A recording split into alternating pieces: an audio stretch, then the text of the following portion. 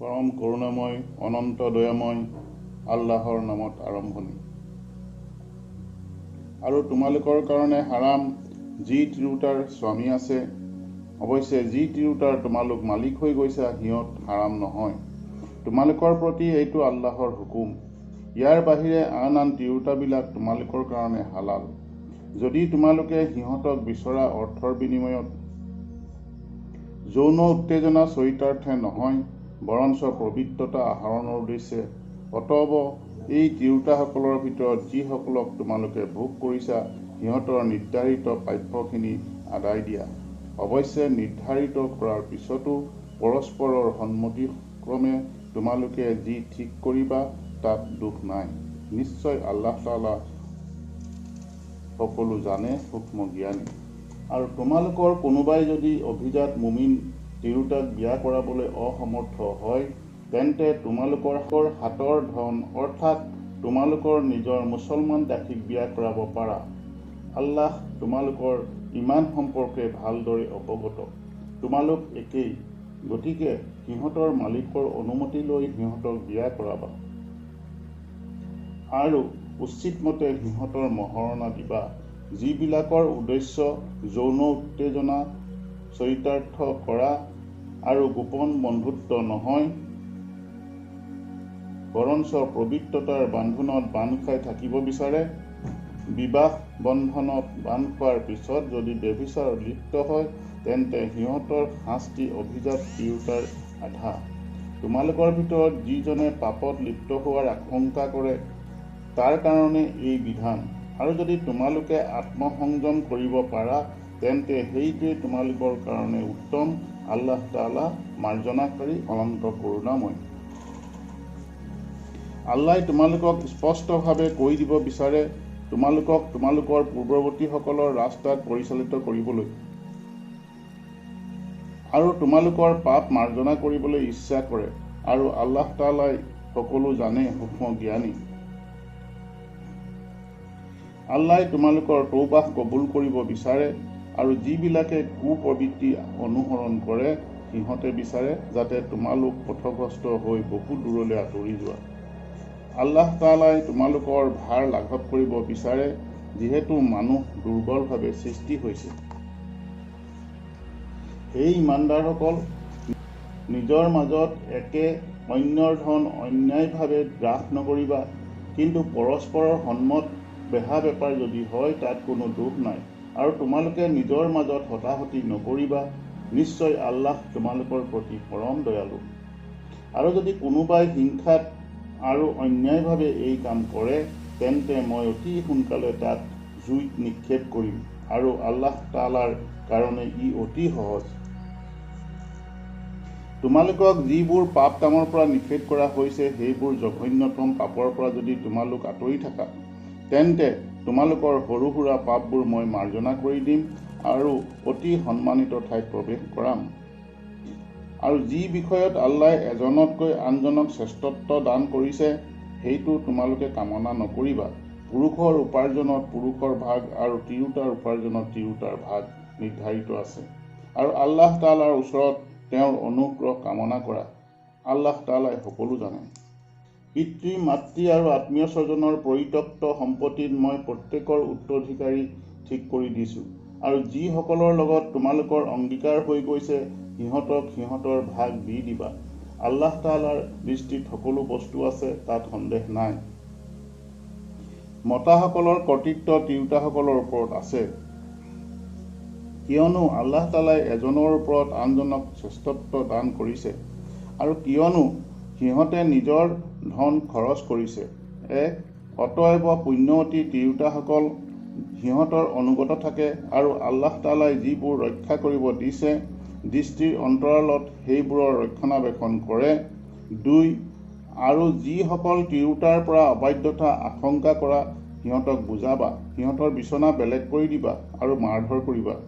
যদি তোমালোকৰ কথা মানি লয় তেন্তে তোমালোকে সিহঁতৰ বিৰুদ্ধে অভিযোগৰ পথ নিবিচাৰিবা। নিশ্চয় আল্লাহ তাআলা সকলোৰ ওপৰত ডাঙৰ।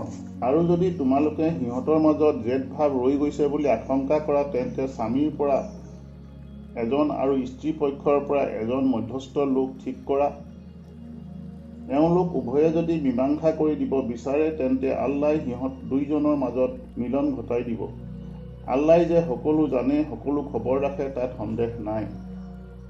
আৰু আল্লাহৰ উপাসনা কৰা আৰু তেওঁৰ লগত কাকো শ্বৰীক নকৰিবা। আৰু তোমালোকে পিতা মাতা, আত্মীয় স্বজন, এটিম, মিস্কিন, ঘনিষ্ঠ প্ৰতিবেশী, অনাত্মীয় প্ৰতিবেশী, কাষত উপবেশনকাৰী, মুছাফিৰ আৰু নিজৰ ধন অৰ্থাৎ দাস দাসীসকলৰ লগত সৎব্যৱহাৰ কৰিবা। যিসকল অহংকাৰী আৰু ফুটনি মাৰি ফুৰে সিহঁতক আল্লাই ভাল নাপায়। যিসকলে কৃপণালী কৰে আৰু আনকো কৃপণালী কৰাৰ উপদেশ দিয়ে আৰু আল্লাই নিজ কৃপাত যি দান কৰিছে তাক লুকাই ৰাখে, আৰু মই কাফিৰসকলৰ কাৰণে অপমানকাৰী আজাব প্ৰস্তুত কৰি থৈছোঁ। আৰু যিসকলে মানুহক দেখুৱাবলৈ ধন খৰচ কৰে আৰু আল্লাহৰ প্ৰতি আৰু কিয়ামতৰ দিনৰ প্ৰতি ইমান নানে, দৰাচলতে শয়তান যাৰ লগৰীয়া হৈছে সি বেয়া লগৰীয়া হৈছে। আৰু যদি আল্লাহ তালাৰ প্ৰতি কিয়ামতৰ দিনৰ প্ৰতি ইমান আনিলেহেঁতেন আৰু আল্লাই যি দিছে তাৰ পৰা খৰচ কৰিলেহেঁতেন, সিহঁতৰ কি লোকচান হ'লহেঁতেন। আৰু আল্লাহ তালাই সিহঁতৰ বিষয়ে ভালদৰে জানে। আল্লাহ তালাই কাৰো হক অকণো কম নকৰে, আৰু যদি পুণ্য হয় তেন্তে তাৰ দ্বিগুণ কৰি বঢ়াই দিয়ে, আৰু নিজৰ পক্ষৰ পৰাও বিৰাট সুবাদ দান কৰিলেহেঁতে। যেতিয়া মই প্ৰত্যেক উম্মতৰ পৰা সাক্ষী আহ্বান কৰিম আৰু তোমাকো সিহঁতৰ ওপৰত সাক্ষী দিবলৈ মাতিম, তেতিয়া কি অৱস্থা হ'ব? যিবিলাকে আল্লাহ তালাক অস্বীকাৰ কৰিছে আৰু ৰচুলৰ অবাধ্য হৈছে, সিহঁতে কামনা কৰিব যদি সিহঁতক মাটিৰ লগত মিলাই সমান কৰি দিলেহেঁতেন, আৰু সিহঁতে কোনো কথা গোপন কৰিব নোৱাৰিব। সেই ইমানদাৰসকল, তোমালোক নামাজৰ ওচৰত নাযাবা মতলীয়া অৱস্থাত, যেতিয়ালৈকে তোমালোকে যি কোৱা তাক বুজি নোপোৱা, আৰু নাপাক অৱস্থাত, যেতিয়ালৈ গোটেই গাটো ধুই নোলোৱা। অৱশ্যে পথ অতিক্ৰম কৰাত দোষ নাই। আৰু যদি তোমালোক অসুস্থ হোৱা, নাইবা সফৰত থকা, নাইবা শৌচগৃহৰ পৰা অহা, নাইবা স্ত্ৰীৰ লগত সহবাস কৰা আৰু পানী নোপোৱা, তেন্তে পবিত্ৰ মাটিৰ সংকল্প কৰা আৰু মুখ আৰু হাত মুচি লোৱা। নিশ্চয় আল্লাহ ক্ষমাপ্ৰিয় মাৰ্জনাকাৰী। তুমি সিহঁতৰ প্ৰতি লক্ষ্য কৰা নাইনে, যিসকলে কিতাপৰ কিছু অংশ লাভ কৰিছে সিহঁতে গুমৰাহী কিনিবলৈ যায় আৰু কামনা কৰে যাতে তোমালোক পথভ্ৰষ্ট হৈ যোৱা। আল্লাহ তাআলাই তোমালোকৰ শত্ৰুসকলক ভালদৰে জানে, আৰু বন্ধু আৰু সহায়ক হিচাপে আল্লাহ তাআলাই যথেষ্ট। ইহুদীসকলৰ কোনোবাই বক্তব্যক তাৰ যথাস্থানৰ পৰা স্থানান্তৰিত কৰি দিছিল আৰু কৈছিল, আমি শুনিছোঁ, মানা নাই, আৰু কৈছিল, শুনিবলৈ নোপোৱা যেন, আৰু ধৰ্মত কলংক সানিবলৈ জিভা ঘূৰাই কৈছিল, ৰাইনা। যদি সিহঁতে ক'লেহেঁতেন, আমি শুনিছোঁ, মানিছোঁ, শুনা আৰু আমাৰ প্ৰতি লক্ষ্য ৰাখা, তেন্তে সিহঁতৰ কাৰণে উত্তম আৰু সঠিক হ'লহেঁতেন। কিন্তু সিহঁতৰ কুফৰীৰ কাৰণে আল্লাই সিহঁতক অভিশপ্ত কৰিছে, ফলত সিহঁতৰ কম সংখ্যক লোকৰ বাহিৰে ইমান নানে। সেই কিতাপ পোৱা লোকসকল, তোমালোকৰ প্ৰতি যি অৱতীৰ্ণ কৰিছোঁ, যিয়ে তোমালোকৰ হাতত থকা কিতাপক সমৰ্থন কৰে, মই তোমালোকৰ চেহেৰা বিকৃত কৰি পিঠিৰ পিনে ঘূৰাই দিয়াৰ, নাইবা শনিবৰীয়া লোকসকলৰ নিচিনা তোমালোকক অভিশপ্ত কৰাৰ আগেয়ে তোমালোকে তাৰ প্ৰতি ইমান অনা, আৰু আল্লাহৰ সিদ্ধান্ত যে অটল। যদি আল্লাহ তাআলাৰ লগত কাৰোবাক শ্বৰীক কৰা হয়, তেন্তে আল্লাহ তাআলাই তাক কেতিয়াও ক্ষমা নকৰে, আৰু ইয়াতকৈ নিম্ন পৰ্যায়ৰ পাপ তেওঁ যাক ইচ্ছা কৰে ক্ষমা কৰি দিয়ে। আৰু আল্লাহ তাআলাৰ লগত যিজনে আনক সমকক্ষ কৰিছে, সি বৰ ডাঙৰ ধুমুহা উত্থিত কৰিছে। তুমি সিহঁতৰ প্ৰতি লক্ষ্য কৰা নাইনে, যিসকলে নিজকে শুদ্ধ বুলি দাবী কৰে, বৰঞ্চ আল্লাই যাক ইচ্ছা কৰে তাকেই শুদ্ধ কৰে, আৰু সূতা পৰিমাণ সিহঁতৰ প্ৰতি অবিচাৰ কৰা নহ'ব। তুমি লক্ষ্য কৰি চোৱা, সিহঁতে আল্লাহ সম্পৰ্কে কেনেকুৱা মিছা কথা ৰটনা কৰিছে, আৰু এই প্ৰকাশ্য পাপেই যথেষ্ট।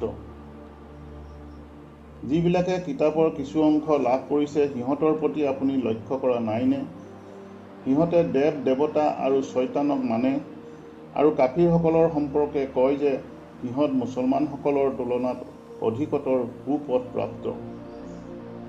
সিহঁত যিসকলক আল্লাই অভিশপ্ত কৰিছে, আৰু আল্লাই যাক অভিশাপ দিয়ে তুমি কেতিয়াও তাৰ কোনো সাহায্যকাৰী দেখিবলৈ নাপাবা। সাম্ৰাজ্যত সিহঁতৰ কিছু অংশ আছে নেকি? তেন্তে এক তিল পৰিমাণো সিহঁতে কাকো দান নকৰিব। নাইবা মানৱ জাতিক আল্লাই নিজ কৃপাত যি দিছে তাত হিংসা কৰিছেনে? মই ইব্ৰাহিম আলাইহিছ ছালামৰ বংশধৰসকলক কিতাপ, জ্ঞান আৰু বিশাল সাম্ৰাজ্য দান কৰিছোঁ। তাৰ পিছত সিহঁতৰ কিছুমানে ইমান আনিছে আৰু কিছুমান তাৰ পৰা আঁতৰি গৈছে, অথচ জাহান্নামৰ উত্তেজিত জুইয়েই সিহঁতৰ কাৰণে যথেষ্ট। যিবিলাকে আমাৰ আয়াত অমান্য কৰিছে, মই নিশ্চয় সিহঁতক জাহান্নামত নিক্ষেপ কৰিম। যেতিয়া সিহঁতৰ ছাল জ্বলি যাব, মই সিহঁতক বেলেগ ছাল সলাই দিম, যাতে সিহঁতে আজাব পায়ে থাকে। নিশ্চয় আল্লাহ তাআলা প্ৰবল পৰাক্ৰমী, মহাজ্ঞানী। আৰু যিবিলাকে ইমান আনিছে, ভাল কাম কৰিছে, মই নিশ্চয় সিহঁতক এনেকুৱা বেহেষ্টত প্ৰৱেশ কৰাম যাৰ তলেদি নিজৰা বৈ গৈ আছে। তাত সিহঁত চিৰকাল থাকিব। সিহঁতৰ কাৰণে তাত পবিত্ৰা লগৰীসকল আছে, আৰু মই সিহঁতক ঘন ছাঁত প্ৰৱেশ কৰাম। নিশ্চয় আল্লাহ তাআলাই তোমালোকক আদেশ দিয়ে যে তোমালোকে গচ্ছিত ধন তাৰ মালিকৰ ওচৰত পহুচাই দিয়া, আৰু মানুহৰ মাজত বিচাৰৰ সময়ত ন্যায়সংগতভাৱে বিচাৰ কৰা। আল্লাহ তাআলাই তোমালোকক উত্তম উপদেশ দি আছে। নিশ্চয় আল্লাই সকলো জানে, সকলো দেখে।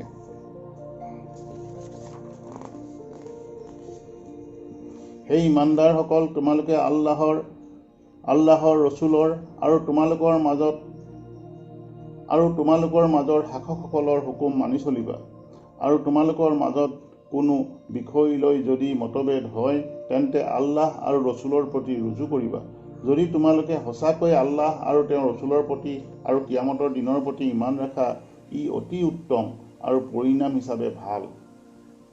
তুমি কি সিহঁতৰ প্ৰতি লক্ষ্য কৰা নাইনে, যিবিলাকে তোমাৰ প্ৰতি আৰু যি অৱতীৰ্ণ হৈছে তোমাৰ পূৰ্বে তাৰ প্ৰতি ইমান আনিছে বুলি দাবী কৰে?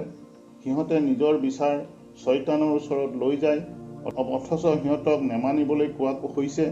প্ৰকৃততে শয়তানেই সিহঁতক পথভ্ৰষ্ট কৰি বহুত দূৰত পেলাই দিব বিচাৰে। আৰু যেতিয়া সিহঁতক কোৱা হয়, আল্লাই যি অৱতীৰ্ণ কৰিছে তাৰ ওচৰলৈ আৰু ৰছুল সাল্লাল্লাহু আলাইহি ৱাছাল্লামৰ ওচৰলৈ অহা, তেতিয়া তুমি মুনাফিকবিলাকক দেখিবলৈ পাবা সিহঁত তোমাৰ পৰা যথাসম্ভৱ দূৰত আঁতৰি গৈছে। তেতিয়া কি হ'ব, যেতিয়া সিহঁতৰ নিজৰ কৰ্মফল বিপন্ন হৈ যাব আৰু কল্যাণ কামনাৰ আৰু মিলনৰ বাহিৰে কোনো উদ্দেশ্য নাছিল বুলি আল্লাহৰ শপত খাই তোমাৰ ওচৰলৈ আহিব। তেতিয়া কি হ'ব, যেতিয়া সিহঁত নিজৰ কৰ্মফলত বিপন্ন হৈ যাব আৰু কল্যাণ কামনাৰ আৰু মিলনৰ বাহিৰে কোনো উদ্দেশ্য নাছিল বুলি আল্লাহৰ শপত খাই তোমাৰ ওচৰত আহিব। এইবিলাক সিহঁতেই যিবিলাকৰ অন্তৰৰ কথা আল্লাই জানে। অতএব সিহঁতৰ কথাত নধৰিবা, সিহঁতক উপদেশ দিবা আৰু সিহঁতৰ নিজৰ কামৰ কথা সিহঁতক কোৱা। আৰু আল্লাহৰ নিৰ্দেশ অনুসৰি সিহঁতে ৰছুলৰ কথা মানি চলিবলৈ মই ৰছুলক পঠিয়াইছোঁ।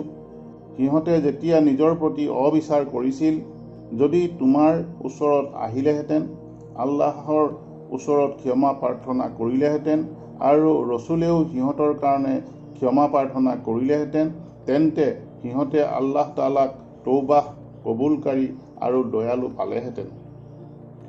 অতএব তোমাৰ প্ৰভুৰ শপত, সিহঁত কেতিয়াও মুমিন হ'ব নোৱাৰে। নিজৰ মাজত উদ্ভুত বিৰোধত তোমাৰ বিচাৰ নামানে আৰু তোমাৰ বিচাৰত দ্বিধা সংকোচ পৰিহাৰ নকৰে আৰু সন্তুষ্ট চিত্তে তাক মানি নলয়। আৰু মই যদি সিহঁতক নিজকে হত্যা কৰিবলৈ নাইবা ঘৰ বাৰী ত্যাগ কৰি যাবলৈ নিৰ্দেশ দিওঁ, তেন্তে সিহঁতৰ অলপ সংখ্যক লোকৰ বাহিৰে কোনেও তাক পালন নকৰিব। অথচ সিহঁতৰ কাৰণে সিহঁতক প্ৰদত্ত উপদেশ পালন কৰিলেহেঁতেন, তেন্তে সিহঁতৰ কাৰণে উত্তম আছিল আৰু সিহঁতক অধিক ধৰ্মনিষ্ঠ ৰাখিলেহেঁতেন। আৰু যেতিয়া মই নিশ্চয় সিহঁতক মোৰ ফালৰ পৰা বিৰাট প্ৰতিদান দিলোহেঁতেন। আৰু নিশ্চয় মই সিহঁতক সৰল পথত পৰিচালিত কৰিলোহেঁতেন। আৰু যিসকলে আল্লাহ আৰু ৰচুলৰ হুকুম মানি চলিব তেওঁলোকে নবী, ছিদ্দিক, শ্বহীদ আৰু সালেহীনসকলৰ লগৰীয়া হ'ব। যিসকলৰ প্ৰতি আল্লাহে অনুগ্ৰহ কৰিছে আৰু তেওঁলোক অতি উত্তম সংগী, সন্দেহ নাই। ই আল্লাহৰ পক্ষৰ পৰা অনুগ্ৰহ আৰু আল্লাহৰ জনাটোৱেই যথেষ্ট। হে ইমানদাৰসকল, তোমালোকে তোমালোকৰ অস্ত্ৰ ধাৰণ কৰা আৰু ভিন ভিন বাহিনীত নাইবা একত্ৰিতভাৱে অভিযান কৰা। আৰু তোমালোকৰ মাজত এনেকুৱা লোকো আছে যিবিলাকে নিশ্চয় পলম কৰিব। তাৰ পিছত যদি তোমালোকৰ ওপৰত কোনো বিপদ আহে তেন্তে ক'ব, মোৰ ওপৰত আল্লাহৰ অনুগ্ৰহ, কিয়নো মই সিহঁতৰ লগত থকা নাই। আৰু যদি তোমালোকৰ ওপৰত আল্লাহৰ কৃপা বৰ্ষিত হয় তেন্তে এনেকৈ ক'ব ধৰে যেনিবা তোমালোকৰ আৰু সিহঁতৰ মাজত কোনো বন্ধুত্ব নাছিল। হাই, যদি সিহঁতৰ লগত আমি থাকিলোহেঁতেন তেন্তে বিৰাট মনোবাঞ্ছা পূৰণ হ'ল। এতেকে যিবিলাকে আখিৰাতৰ বিনিময়ত পাৰ্থিৱ জীৱনক বিক্ৰী কৰি দিয়ে সিহঁতে যেন আল্লাহৰ পথত সংগ্ৰাম কৰে। আৰু যিসকলে আল্লাহৰ ৰাস্তাত সংগ্ৰাম কৰে ফলত সিহঁত নিহত হয় বা নাইবা জয়ী হয়, মই সিহঁতক নিশ্চয় বিৰাট পুৰস্কাৰ দান কৰিম। আৰু তোমালোকৰ কি হৈছে যে তোমালোকে আল্লাহৰ ৰাস্তাত যুদ্ধ নকৰা? আৰু নিৰুপায় মতা মাইকী শিশুবিলাকৰ কাৰণে যিবিলাকে কয়, হে আমাৰ প্ৰভু, অত্যাচাৰী অধুষিত গাঁৱৰ পৰা আমাক উলিয়াই নিয়া, আমাৰ কাৰণে তোমাৰ পক্ষৰ পৰা কোনো সহায় আৰু তোমাৰ পক্ষৰ পৰা কোনো সাহায্যকাৰী নিযুক্ত কৰা। যিসকল ইমানদাৰ তেওঁলোকে আল্লাহৰ ৰাস্তাত যুদ্ধ কৰে আৰু যিবিলাক কাফিৰ সিহঁতে শয়তানৰ ৰাস্তাত যুদ্ধ কৰে। গতিকে শয়তানৰ বন্ধুবিলাকৰ বিৰুদ্ধে যুদ্ধ কৰি থকা, নিশ্চয় শয়তানৰ চক্ৰান্ত দুৰ্বল। তুমি সেইসকলৰ প্ৰতি লক্ষ্য কৰা নাইনে যিবিলাকক আদেশ দিয়া হৈছিল যে তোমালোকে নিজৰ হাত বন্ধ ৰাখা, নামাজ ঠিক ৰাখা আৰু জাকাত দি থাকা। পিছত সিহঁতক যুদ্ধৰ কাৰণে আদেশ দিয়া হয়। সিহঁতৰ এটা দলে মানুহক আল্লাহক ভয় কৰাৰ দৰে ভয় কৰি থাকে, বৰঞ্চ তাতোতকৈ আৰু বেছি, আৰু কয়, হে আমাৰ প্ৰভু, আমাৰ ওপৰত যুদ্ধ ফৰজ কৰিলা কিয়? আমাক আৰু কিছুদিনৰ বাবে কিয় অব্যাহতি নিদিলা? তুমি কৈ দিয়া, পাৰ্থিৱ জীৱনৰ স্বাৰ্থ অতি তুচ্ছ আৰু ক্ষুধাবিৰোসকলৰ কাৰণে আখিৰাতে অতি উত্তম। তোমালোক য'তেই নাথাকা কিয়, মজবুত দুৰ্গৰ মাজত থাকিলেও মৃত্যুৱে তোমালোকক আক্ৰমণ কৰিবই। সিহঁতৰ যদি কিবা মংগল হয় তেন্তে কয়, এইটো আল্লাহৰ ফালৰ পৰা, আৰু যদি কিবা অমংগল হয় তেন্তে কয়, এইটো তোমাৰ ফালৰ পৰা। তুমি কৈ দিয়া, সকলো আল্লাহৰ ফালৰ পৰা। ইহঁতৰ কি হ'ল? এটা কথাও বুজিব পাৰে বুলি ধাৰণা নহয়।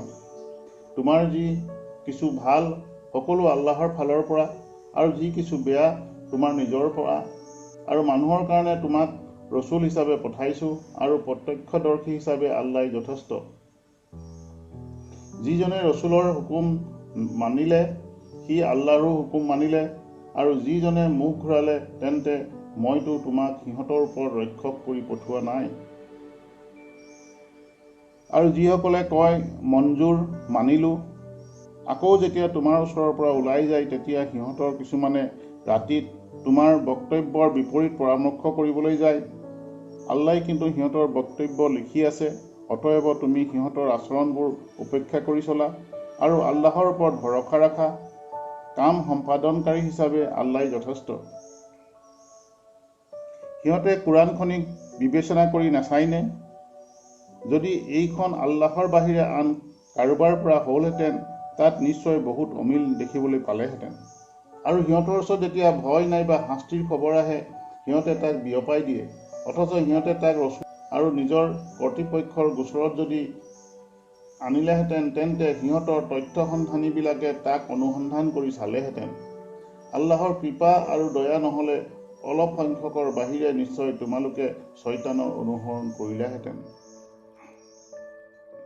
অতএব তুমি আল্লাহ তাআলাৰ পথত যুদ্ধ কৰা, নিজৰ বাহিৰে আনৰ কাৰণে তুমি দায়ী নোহোৱা, আৰু মুমিনসকলক উৎসাহিত কৰা।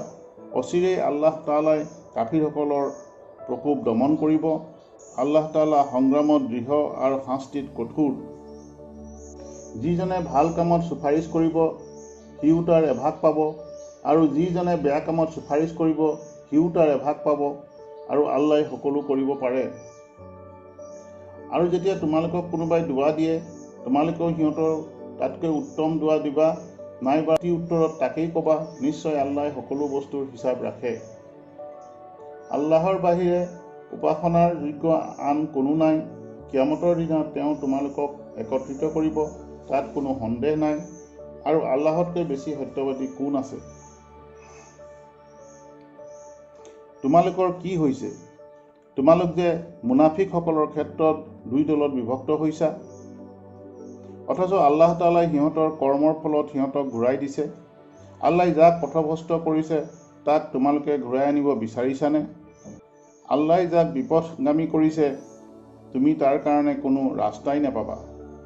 সিহঁতে তোমালোক কাফিৰ হোৱাৰ কামনা কৰে, যিদৰে সিহঁত কাফিৰ হৈছে, ফলত সকলো সমান হৈ যাবা। অতএব যেতিয়ালৈকে সিহঁতে আল্লাহৰ ৰাস্তাত ঘৰ বাৰী ত্যাগ নকৰে, সিহঁতৰ কাকো তোমালোকে বন্ধু বুলি গ্ৰহণ নকৰিবা। কেতিয়াও যদি নামানে তেন্তে য'তে পোৱা ততেই ধৰা আৰু হত্যা কৰা, আৰু সিহঁতৰ কাকো তোমালোকে বন্ধু আৰু সহায়ক নবনাবা। অৱশ্যে যিসকলে এনেকুৱা সম্প্ৰদায়ৰ লগত সম্পৰ্ক ৰাখে, যিসকলৰ লগত তোমালোকৰ অংগীকাৰ আছে, নাইবা তোমালোকৰ আৰু সিহঁতৰ স্বজাতিৰ কাৰোৰ লগত যুদ্ধ কৰিবলৈ মনে নধৰে, যিসকল তোমালোকৰ ওচৰত আহে সিহঁতৰ লগত যুদ্ধ নকৰিবা। আল্লাহ ইচ্ছা কৰিলে সিহঁতক তোমালোকৰ ওপৰত প্ৰবল কৰি দিব পাৰিলেহেঁতেন, ফলত সিহঁতে তোমালোকৰ লগত যুদ্ধত লিপ্ত হ'লহেঁতেন। এটাকে যদি সিহঁত তোমালোকৰ পৰা আঁতৰি থাকে, তোমালোকৰ লগত যুদ্ধ নকৰে আৰু সন্ধিৰ কথা আগবঢ়ায়, তেন্তে সিহঁতৰ প্ৰতি আল্লাহ তোমালোকক কোনো ৰাস্তা দিয়া নাই।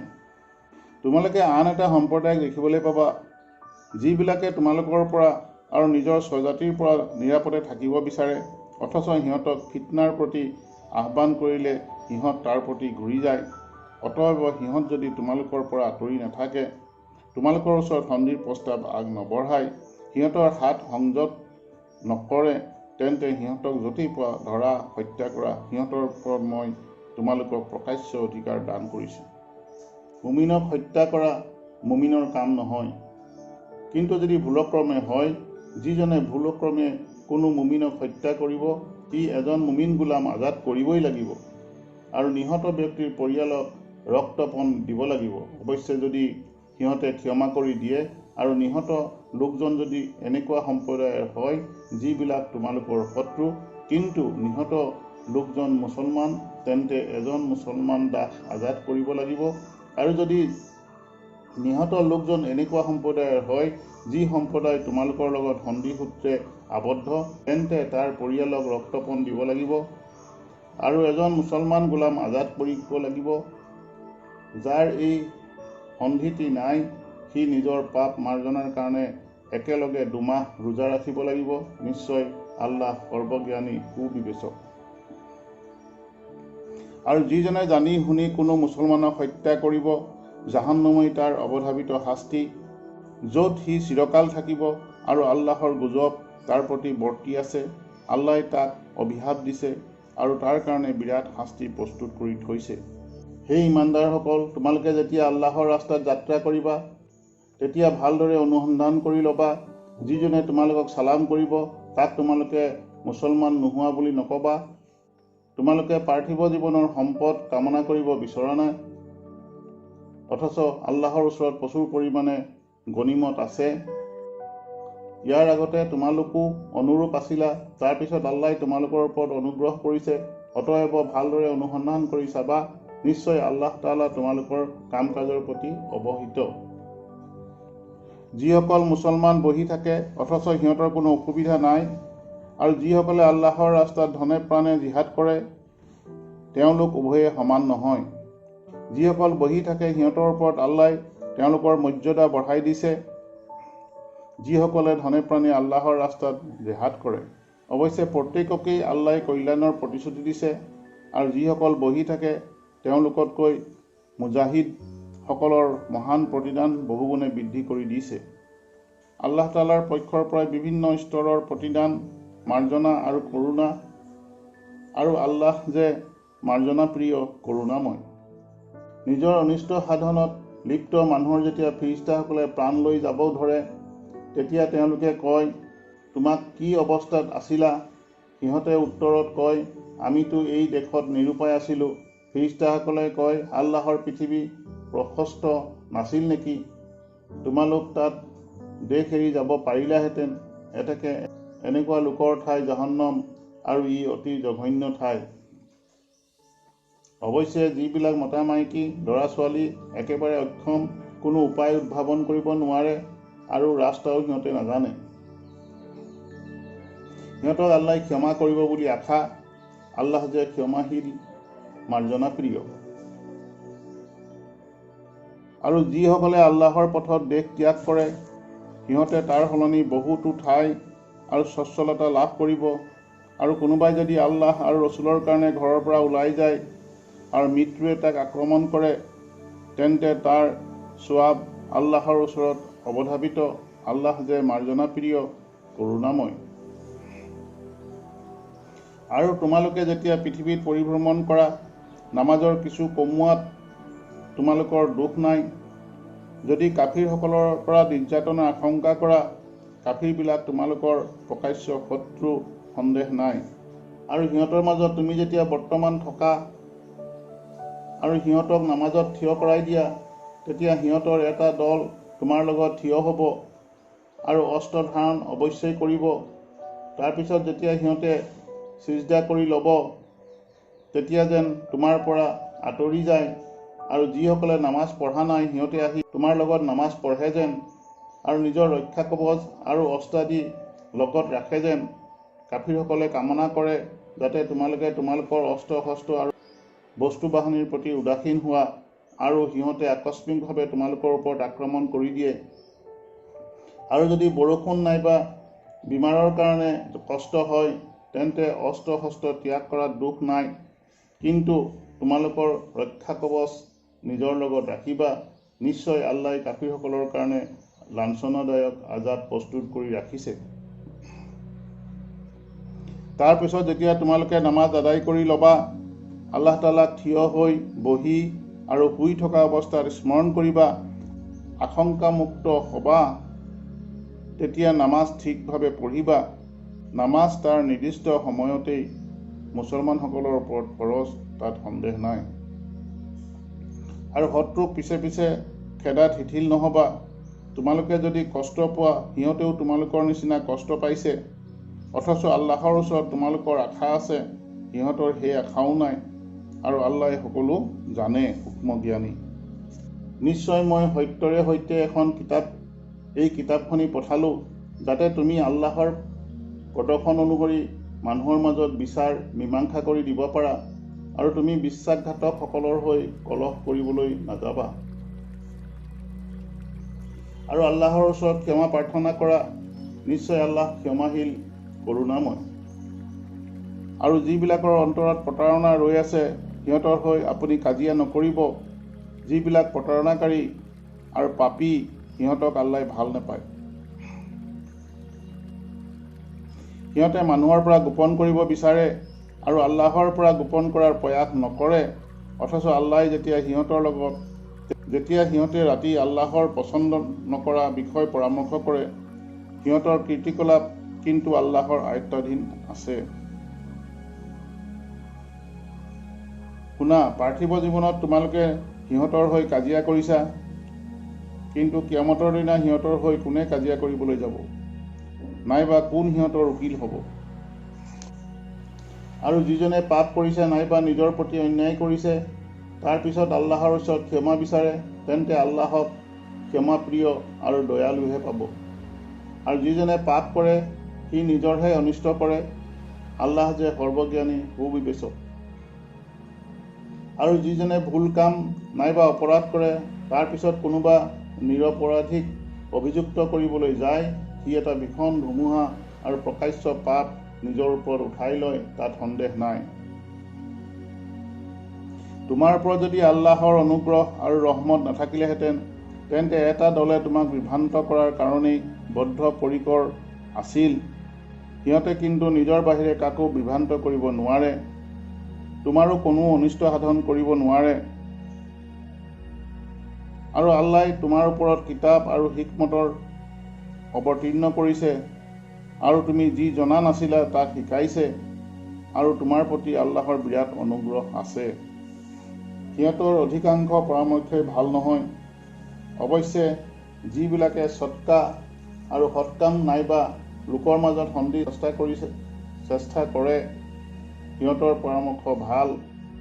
আল্লাহৰ প্ৰসন্নতা লাভৰ উদ্দেশ্যে যিজনে এইবিলাক কাম কৰিব মই তাক বিৰাট পুৰস্কাৰ দান কৰিম। আৰু যিজনে নিজৰ আগত সৰল ৰাস্তা স্পষ্টভাৱে প্ৰকাশ পোৱাৰ পিছতো ৰচুলৰ বিৰোধিতা কৰে, মুমিনসকলৰ ৰাস্তাৰ বিপৰীতে চলে, মই তাক গৃহীত ৰাস্তাত এৰি দিম আৰু দোজখত নিক্ষেপ কৰিম, আৰু ই অতি জঘন্য ঠাই। যিজনে আল্লাহক শৰীক কৰে এইটো খাটাং যে আল্লাই তাক ক্ষমা নকৰে, ইয়াৰ বাহিৰে তেওঁ যাক ইচ্ছা ক্ষমা কৰিব। আৰু যিজনে আল্লাহক সমকক্ষ কৰিছে নিশ্চয় সি পথৰ পৰা বহুত দূৰত পৰি গৈছে। আল্লাহক বাদ দি ছোৱালীবিলাক ব্যতীত সিহঁতে কাকো নামাতে আৰু সেই উদ্ধত শয়তান ব্যতীত কাকো আহ্বান নকৰে। যাক আল্লাই লানত কৰিছে আৰু যিজনে কৈছে তোমাৰ বান্দাসকলৰ এটা নিৰ্দিষ্ট অংশ নিশ্চয় লৈ যাম আৰু মই সিহঁতক নিশ্চয় বিপথগামী কৰিম, আশা দিম আৰু সিহঁতক জীৱ জন্তুৰ কাণ ফালি দিবলৈ শিকাম। তাৰোপৰি আল্লাহৰ সৃষ্টিৰ আকাৰ আকৃতি পৰিৱৰ্তিত কৰি দিবলৈ কম। প্ৰকৃতপক্ষে যিজনে আল্লাহক বাদ দি শয়তানক বন্ধু হিচাপে বৰণ কৰিছে সি মহা সৰ্বনাশত পতিত হৈছে, সন্দেহ নাই। শয়তানে সিহঁতক প্ৰতিশ্ৰুতি দিয়ে, আশা দিয়ে, কিন্তু শয়তানৰ প্ৰতিশ্ৰুতি প্ৰতাৰণাৰ বাহিৰে একো নহয়। এনেকুৱা লোকৰ ঠাই জহন্নামেই, তাৰ পৰা পলাই যোৱাৰ সিহঁতে ক'তো স্থান নাপাব। আৰু যিসকলে ইমান আনিছে আৰু ভাল কাম কৰিছে মই সিহঁতক এনেকুৱা বাগানত প্ৰৱেশ কৰাম যাৰ তলেদি নিজৰা বৈ গৈ আছে, তাতেই সিহঁত চিৰকাল থাকিব। আল্লাহৰ কথা সত্য আৰু আল্লাহতকৈ সত্যবাদী কোনো নাই। তোমালোকৰ আৰু কিতাপ পোৱা লোকসকলৰ আশাৰ ওপৰত নিৰ্ভৰ নকৰে।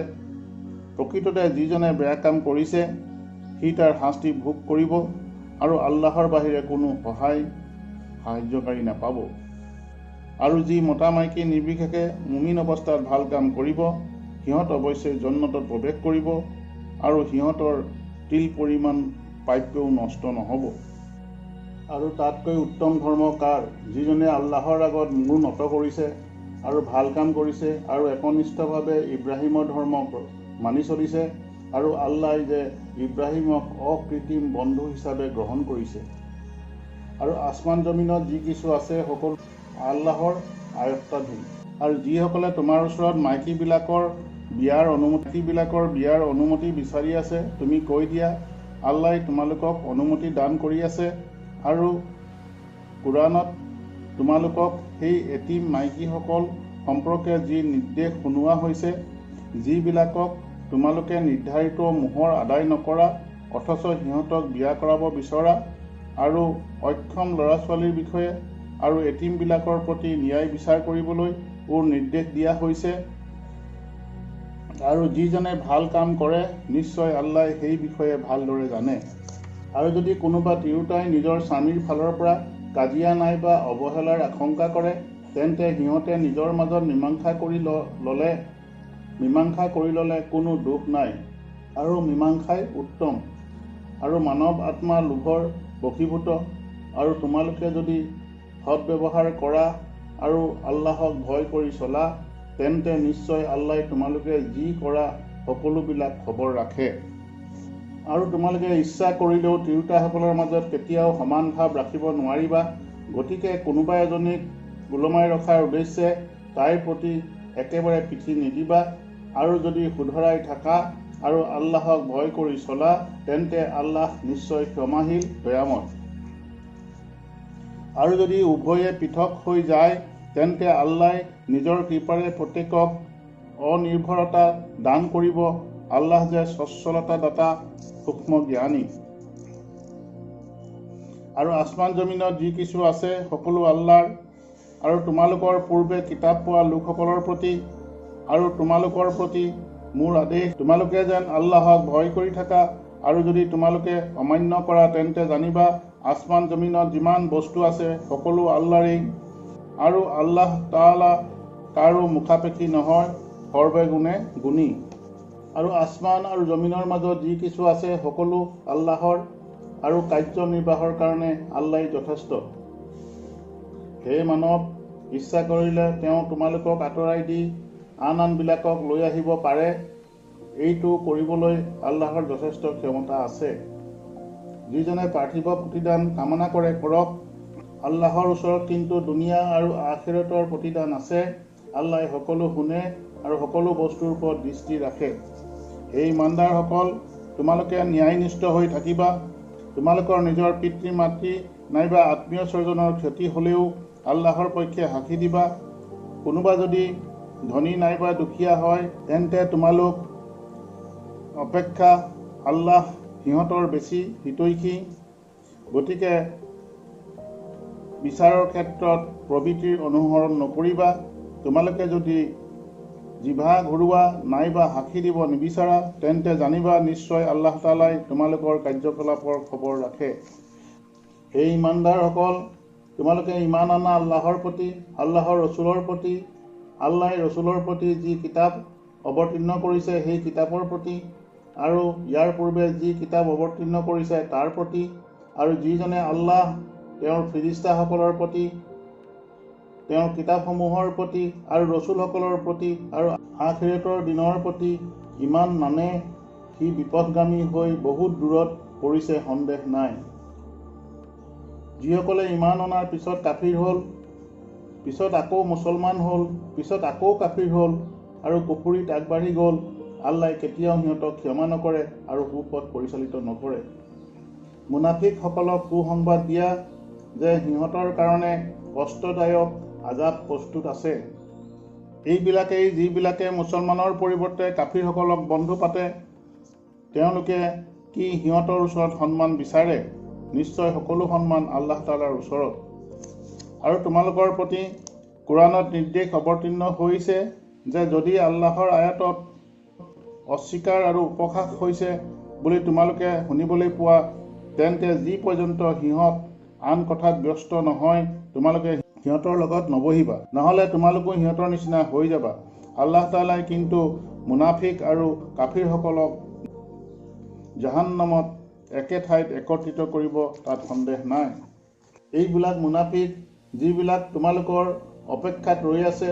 যদি আল্লাহ তাআলাৰ তৰফৰ পৰা তোমালোকৰ জয় হয় তেন্তে কয় আমি তোমালোকৰ লগত নাছিলোঁ জানো, আৰু যদি কাফিৰসকলৰ ভাগ্যত ঘটে তেন্তে কয় আমি তোমালোকক আগুৰি ৰখা নাই জানো আৰু মুছলমানসকলৰ পৰা ৰক্ষা কৰা নাই জানো। এতেকে আল্লাই কিয়ামতৰ দিনা তোমালোকৰ মাজত ফয়ছলা কৰিব। আল্লাহ কেতিয়াও কাফিৰবিলাকক মুছলমানসকলৰ ওপৰত আধিপত্যৰ ৰাস্তা সুচল কৰি নিদিয়ে। মুনাফিকবিলাকে আল্লাহৰ লগত ঠগা ফাঁকি দিয়ে আৰু তেওঁ নিশ্চয় সিহঁতক ঠগাব। আৰু যেতিয়া সিহঁত নামাজত থিয় হয় আন্তৰিকতা শূন্য অৱস্থাত মানুহক দেখুৱাবলৈ থিয় হয়, তথাপিও আৰু অলপ পৰিমাণৰ বাহিৰে আল্লাহ তাআলাক স্মৰণ নকৰে।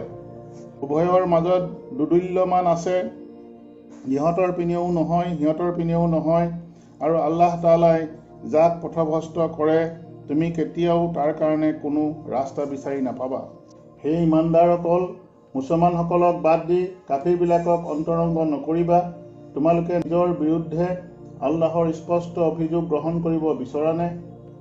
মুনাফিকবিলাক দোজখৰ একদম তলৰ খাপত থাকিব, তাত সন্দেহ নাই, আৰু সিহঁতৰ কোনো সহায়কাৰী নাপাব। কিন্তু যিবিলাকে তৌবাহ কৰিছে আৰু নিজকে শুধৰাই লৈছে আৰু আল্লাহক আঁকোৱালি ধৰিছে আৰু একনিষ্ঠভাৱে আল্লাহৰ হুকুম মানি চলিছে, সিহঁতেই হ'ব ইমানদাৰসকলৰ লগত, আৰু অতি সোনকালে ইমানদাৰসকলক আল্লাই মহান প্ৰতিদান দান কৰিব।